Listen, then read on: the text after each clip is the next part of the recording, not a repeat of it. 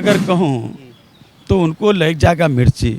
जिसने देश के आज़ादी के समय से के पहले से अंबेडकर का अपमान करने का काम किया, जिसने राष्ट्रीय ध्वज का अपमान करने का काम किया, और इसीलिए विपक्षी एकता जनता की मांग है, ये पार्टियों की मांग नहीं है। तो उनका एक प्रकोष्ठ है सीबीआई, एक प्रकोष्ठ है ईडी, एक प्रकोष्ठ है आईटी। तो प्रकोष्ठ अपना काम कर रहा है, अपने मूल जो उनकी दल है भारतीय जनता पार्टी, उसके आदेश का पालन कर रहे हैं। नमस्कार, एक न्यूज़ 24 देख रहे हैं आप और मैं हूं आपके साथ अविनाश। राजद के राष्ट्रीय महासचिव श्याम रजक जी हमारे साथ हैं। विपक्ष एकता के लिए नीतीश कुमार दिल्ली निकले थे, दिल्ली से वापस भी आए हैं, तमाम विपक्षी दलों से मिले हैं। भाजपा ये कह रही है कि कोई विपक्ष एकजुट नहीं होगा, बहुत बड़े चेहरे हैं, बहुत महत्वाकांक्षी लोग हैं। तब तो भारतीय जनता पार्टी को खुशी मनानी चाहिए। हम तो चाहें कि आप लोग भी जा करके वहाँ से लड्डू खा लीजिए, क्योंकि उनको जो बुखार लगा है, मिर्ची लगी है, उसी की छटपटाहट है। जब यूपी सरकार बनी तेजस्वी यादव और नीतीश कुमार के नेतृत्व में, उसी दिन तय हो गया था कि नीतीश कुमार जी विपक्षी एकता का, लोगों को जोड़ने का काम करेंगे।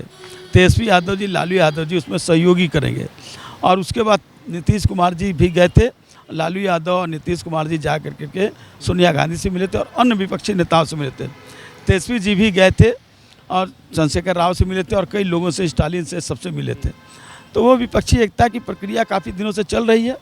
और भारतीय जनता पार्टी के जिस तरह से देश को बेचने का काम कर रही है, उसी का नतीजा है कि देश में जो गरीब हैं और गरीब होते जा रहा है, और ये देश दो लोगों के हाथों में गिरमी होते जा रहा है। इसके खिलाफ जनता में आक्रोश है और इसीलिए विपक्षी एकता जनता की मांग है, ये पार्टियों की मांग नहीं है। एकजुट कर पाएंगे नीतीश जी? मैं कह रहा हूँ कि जनता की मांग है। जब जनता मांग कर लेती है तो जनता की मांग को पूरा करना सभी राजनीतिक दलों का ये दायित्व बनता है। तो हम लोग पर दायित्व सौंपी है, तो निश्चित रूप से एक होगी। और भारतीय जनता पार्टी अब उल्टी गिनती शुरू हो गई है।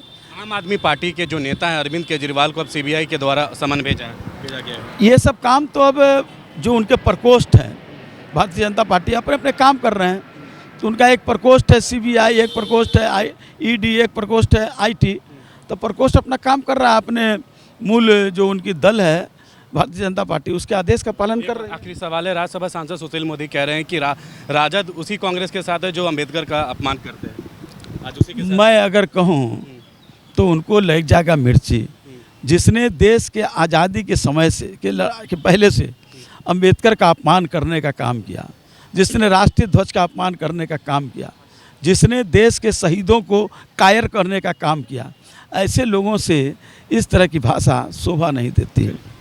तो ये हमारे साथ बात कर रहे थे राजद के राष्ट्रीय महासचिव, जिन्होंने तमाम चीज़ों को लेकर बताया और कहा जिस तरीके से अरविंद केजरीवाल पे सीबीआई का अब समन भेजा गया है, उन्होंने साफ तौर पर कहा कि अब ये जो प्रकोष्ठ है ये तो भारतीय जनता पार्टी के द्वारा किया ही जाएगा। और विपक्षी एकता को लेकर उन्होंने साफ तौर पे कह दिया कि विपक्ष जो है बिल्कुल एकजुट है।